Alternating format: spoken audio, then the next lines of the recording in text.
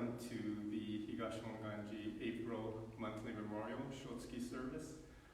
Normally we would have the service here at the temple with a number of families participating and the temple members, but because of the situation that all of us are facing right now, we did the live stream service from Reverend Peter's home last week and the week prior, and we appreciate Reverend Peter and Diane for taking care of that. But today, because it is the Shotsuki service, the Rinban felt that it was appropriate that we do the live stream here at the temple.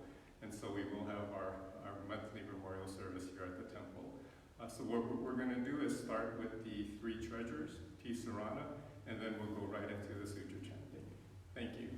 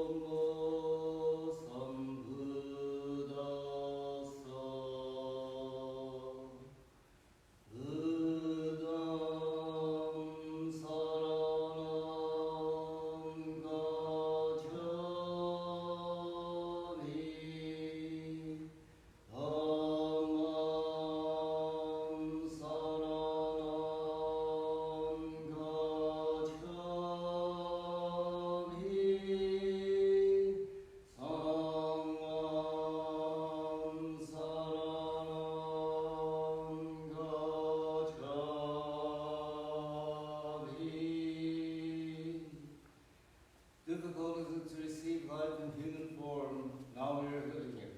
Difficult is it to hear the Buddha Dharma, now we hear it. If we do not receive awakening in the present life, then in what life can we hope to receive it? Let us reverently take refuge in the three treasures of the truth. I take refuge in the Buddha. May we together as one begin on the great path of enlightenment, holding in our hearts the supreme aspiration. I take refuge in the Dharma. May we together as one enter the storehouse of the Dharma and attain true wisdom as deep as the ocean. I take refuge in the Sangha. May we together as one, uniting in harmony, strive to live for the enlightenment of all beings. The incomparable, deep, and profound Dharma is difficult to encounter even through countless ages of kalpas. Now we are privileged to hear and receive it. Let us endeavor to thoroughly understand the true meaning of the Buddha Dharma. Namo Buddhaya. Namo Buddhaya.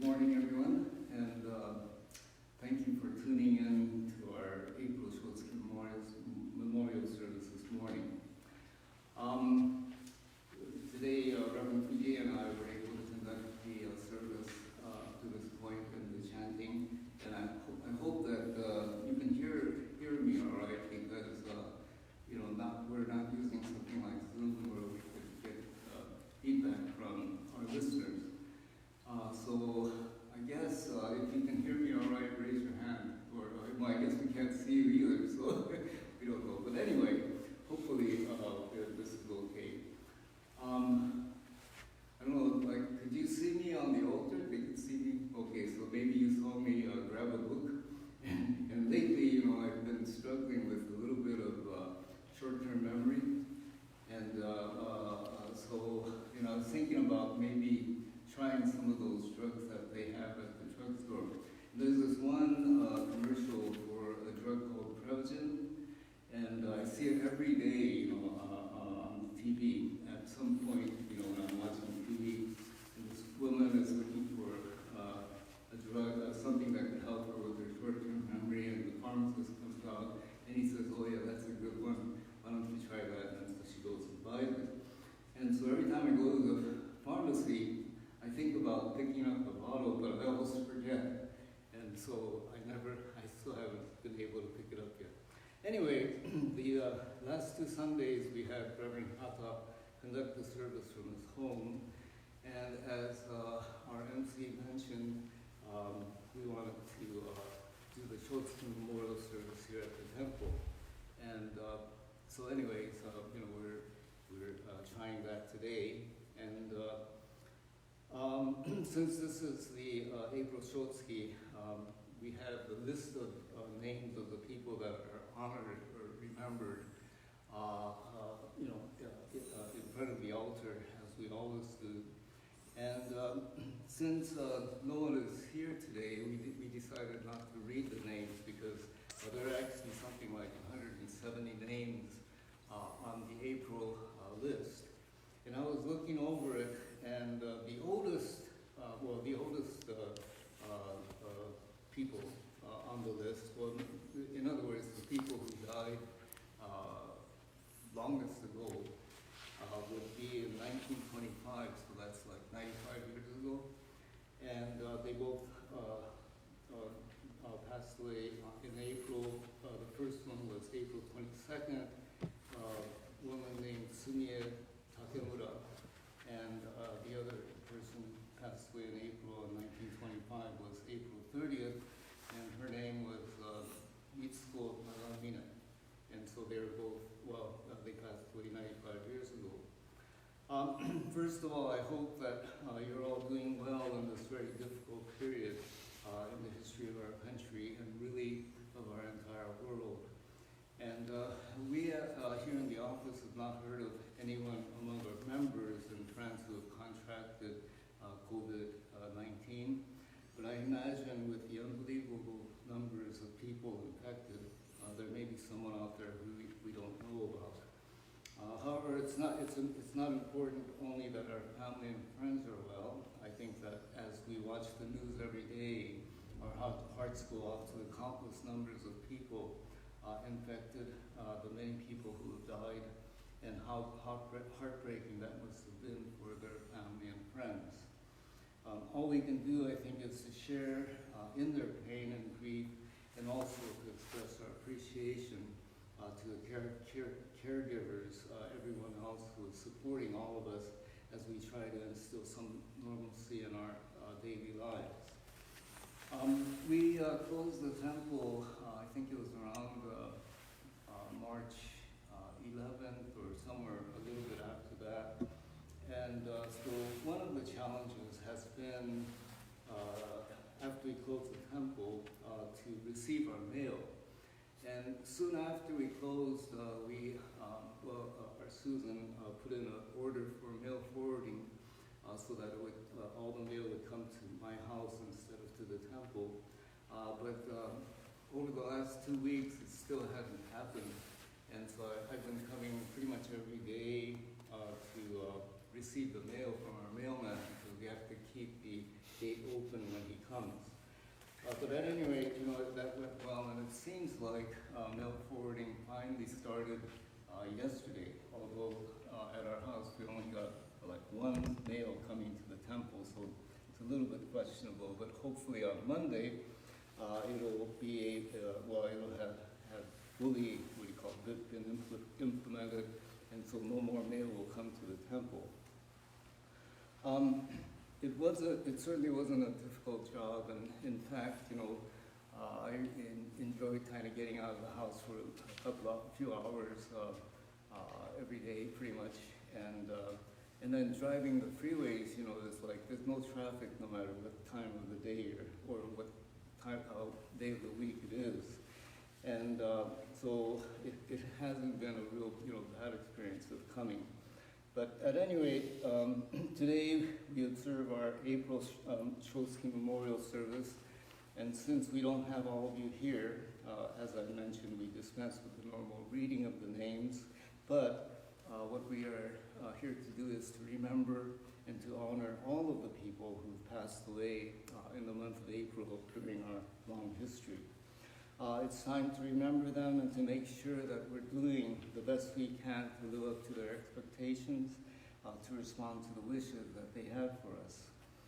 Some of you can remember a family member or a friend who passed away during April, and through this opportunity to come together to remember that we are encouraged to continue to listen to and to learn from the Dharma and to open our hearts and minds to learn from the examples of those who preceded us.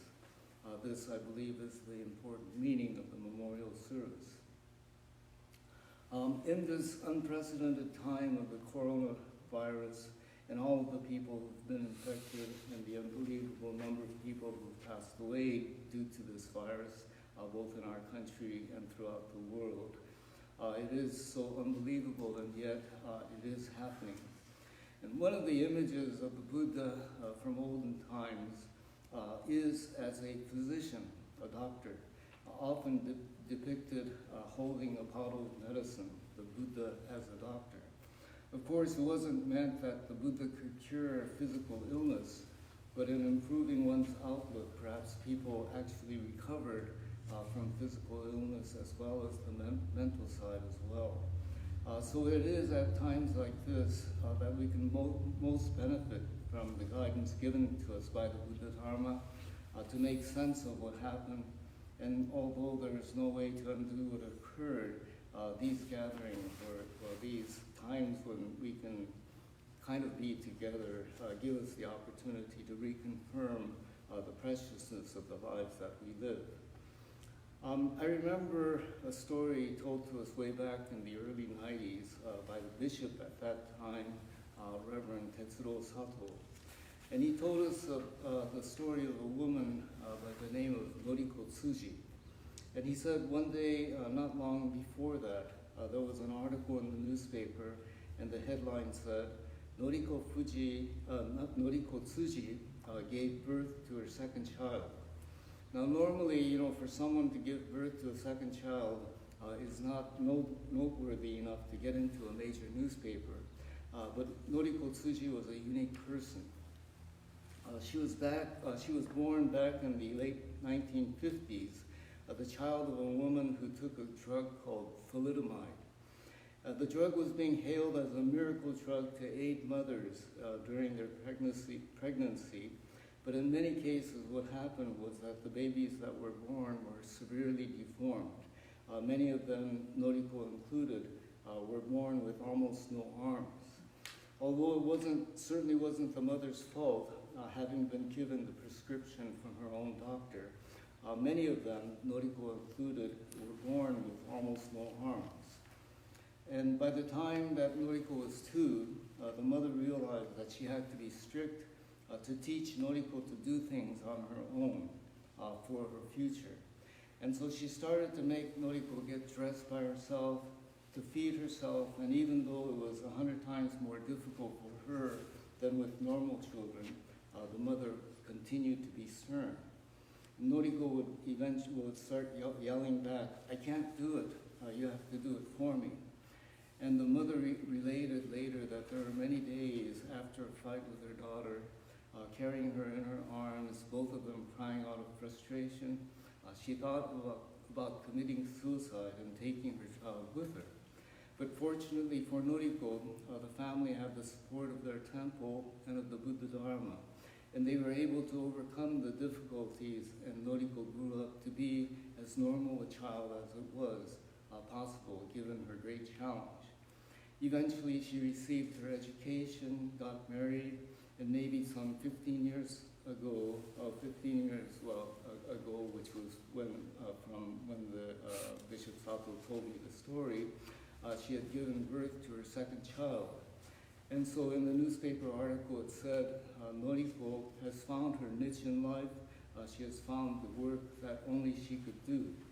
And the work that she was doing was in working for the prefectural government in Kumamoto in the department that supports the handicapped or the physically challenged. Noriko was instrumental in advancing the cause of all physically and mentally challenged people, had become a spokesperson, had taught normal people of the difficulties the handicapped experience, and it was because of her own experiences of being severely challenged that she was able to do such a wonderful job in advancing legislation aimed to improve understanding among all people of the special needs and concerns of those who are challenged in various ways. The lesson that we receive from this story is that she was a person who found the work that only she could do. It is to teach us that through adversity, we can find even a more meaningful life. I think that here in the United States and people throughout the world can learn much from this terrible pandemic that we're still living through. I read also, another story of a temple in Kumamoto called Shinshuji. And way back in 1948, the year that I was born, and Kumamoto happened to be where I was born, only 3 years after World War II ended, the head priest of that temple called Shinshuji decided that he was going to make his temple a place where young boys who had problems, victims of bullying, of bad relationships with parents, or just boys who were just going in bad directions,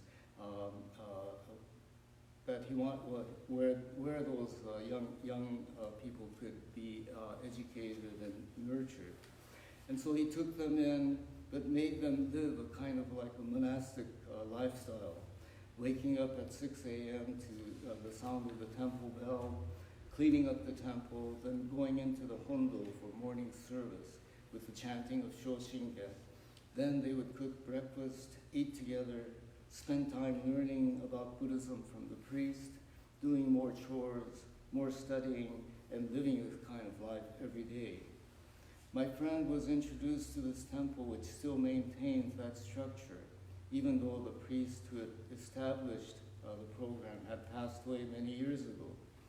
She was invited to attend the 17th year memorial service for the minister and was able to meet many of the young men who grew up at that temple. Some had become priests themselves and become head priests of their own temples. Some were teachers and others in different kinds of occupations, but also grateful to the priest who gave them the education and the background to find success in their lives. They say that not a day goes by without some memory of their teacher being remembered. All those graduates said they owed their lives to the minister, and many said that they lived their everyday lives trying to live up to the wishes left behind to them by their teacher. The last story is a story which,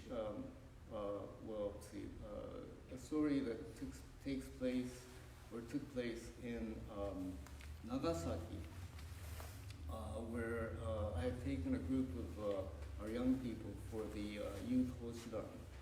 And we stayed at a temple called Mangyoji, and the minister there was Reverend Kogo Kame. The encouragement that we received from people, so this story was about his temple and how, he was maybe a couple of years older than me, and so he was actually, or a few years older than me, so he actually lived through World War II and was a baby when the atomic bomb was dropped on Nagasaki. And fortunately, his temple was kind of like a little bit towards the suburbs, and so the temple itself wasn't destroyed. The family was safe and they were okay. But then there were so many people who had passed away in the atomic bomb, and then so many people who had lost their homes and had had gotten injured through the bomb or got sick through the radiation and so forth. And so his mother opened up the temple, his mother and father opened up the temple to 200 people who were sick and who needed help. And so they kept these people at the temple for about 3 months. And eventually, however, unfortunately, all 200 of them passed away. And so he remembers his mother always telling him that this temple is dedicated to the people who lived at the temple for those 3 months or so, and who died at the temple. And that he was told by his mother that they should always remember the terrible thing that happened, and to work towards making friendships with everyone that they encountered. And so our kids were there, and we were the first American group that stayed at the temple. But Reverend Kamei told me that they had once, after the Chernobyl nuclear accident, they received high school kids from Russia who stayed at the temple for a few days. Each of us in our own ways has that potential, no matter how young or old we are. It may be to be the best father we can possibly be, the best grandmother we can possibly be, the best computer operator, or whatever role we find ourselves in. To realize our uniqueness, to realize that we do, each one of us, leave behind a legacy, and to take seriously the roles that are given. To take on the example of that woman, Horiko Tsuji, who was born with terrible deformity, but found a wonderful life, a life that only she could live.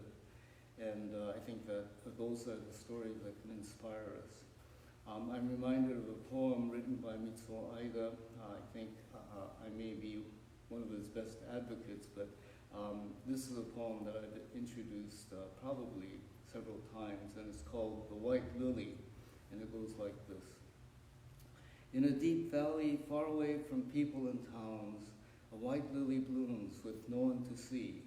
Without pretensions, without a need to impress, the flower grows with all its might to be as beautiful as it can be. I think, kind of like in contrast to that,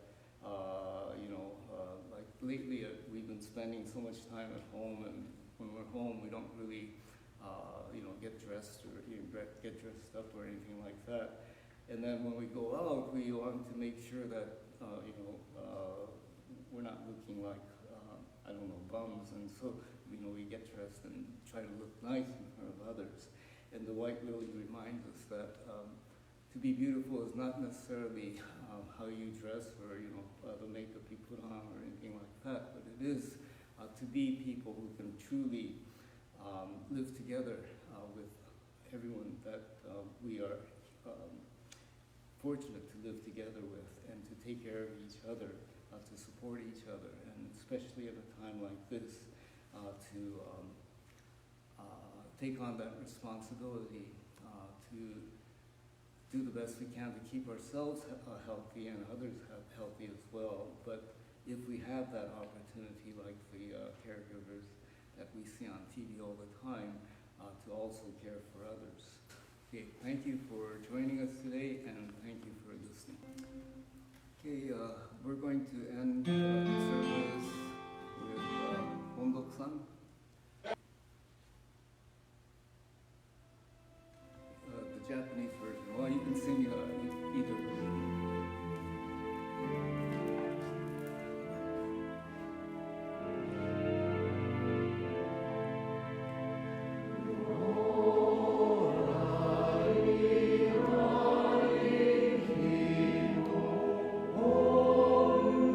Oh